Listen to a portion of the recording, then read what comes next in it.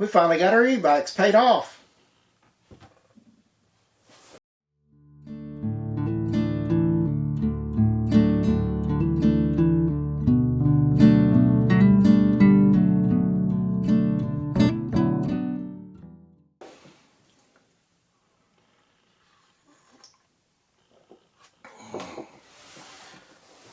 I'm inside because it started snowing outside. It's a lot warmer in here. Like I said, we got our e-bikes paid off. We bought our e-bikes ourselves, and we did the 12 months, same as cash. We're not sponsored by Lectric, and we bought the e-bikes straight out, just on a whim. And we learned a couple of things about e-bikes. We learned that there's 3 classifications of e-bikes. And we just looked out and got the one that we think was the best for us before we knew about the classifications. Class 1. The top speed is 20 miles an hour, but it only has pedal assist. Class 2 is also top speed at 20 miles an hour, but it has a throttle assist and pedal assist. And Class 3 can go 28 miles an hour. It has throttle assist and pedal assist also. We also learned that not all national parks will let you ride with electric bikes, especially the Class 3. There's a lot of them will not do the Class 3. It's something about going over, you can't go over 20 miles an hour, and the bikes can't weigh more than 100 pounds. We got the electric bikes, XP 3.0, and they weigh 64 to 67 pounds, depending on how much stuff you put on them. Like I said, they're Class 2. So there's a lot of places we can go, but you still got to check your national parks. Some trails will not let even a bicycle on them. So don't think you can ride your electric bike anywhere. Let's see. I can tell it's getting colder out there. National parks in 2020, they put out some regulations saying that they will allow bikes in some of the parks and forestries, and you'll have to go online to some of them and see which ones they are.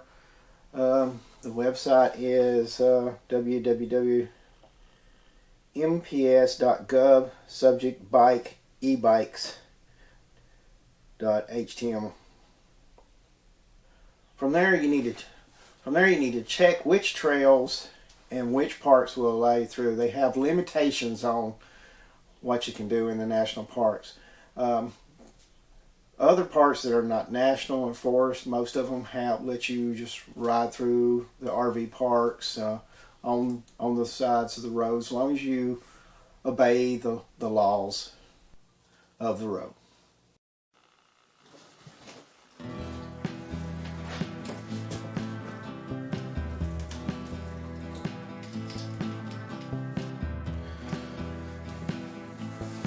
We have started taking the batteries out and putting them in here and putting them in this bottom cabinet here to charge them inside. Plus, when you got these batteries out, those bikes are a lot lighter and easier to pick up. And then I can keep up with charging. Also, as much as these batteries cost, if the bikes get stolen, it won't cost me as much to replace the bikes.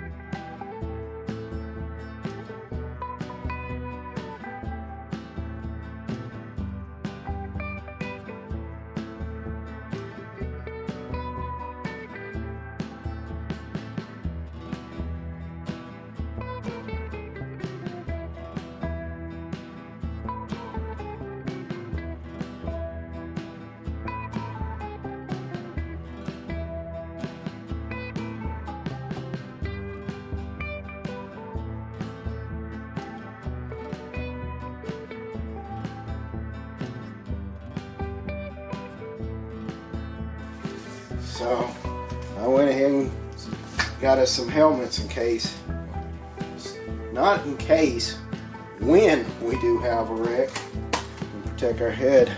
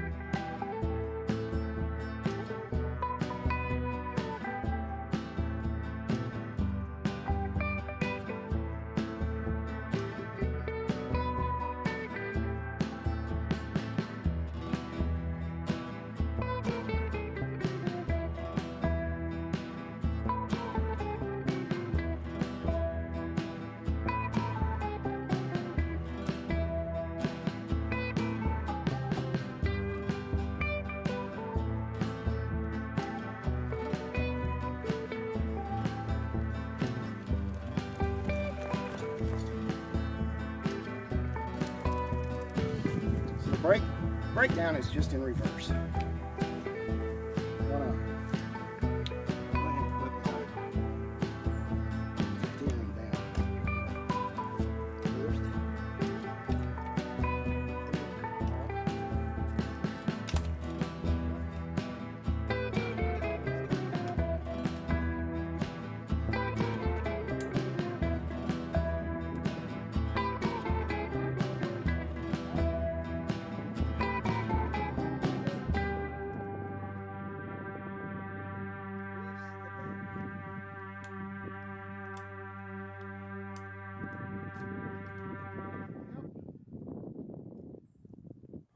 Lose it.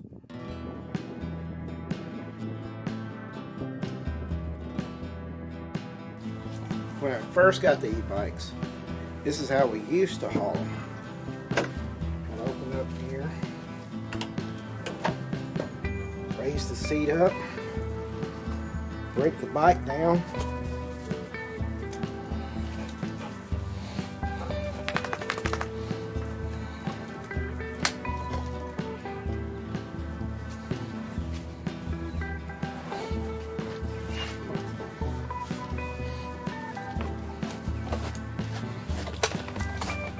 Try to lift it through that little spot and get it up in there like that. One on each side. It's still got the battery in it.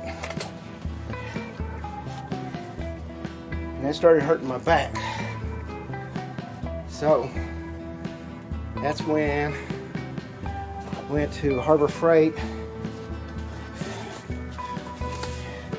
and got this.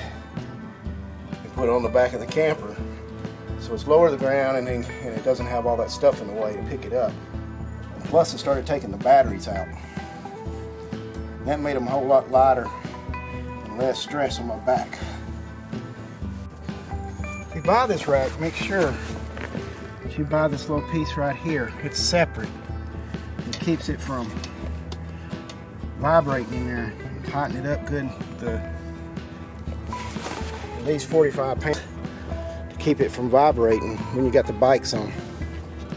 It's called a tow hitch stabilizer. Some of them call it anti-rattle hitch, but it's a tow hitch stabilizer. So, double bag all straightened out. Get back away. Put in. Usually start out with her bike first. Battery's out. Man, that's so much lighter. Just set it up here. First that way. Pull up the bag. Pull it as far as this way as I can. That way I have room. And I angle my bike to the opposite side. Before, put my bike in. Travel blankets. Wrap one bike so they don't rub against each other.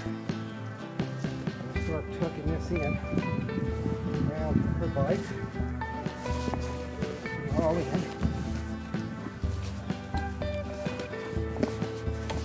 Her bike all the way. It's just like I said, to keep them both bikes touching each other. Yeah, it takes a little finagling.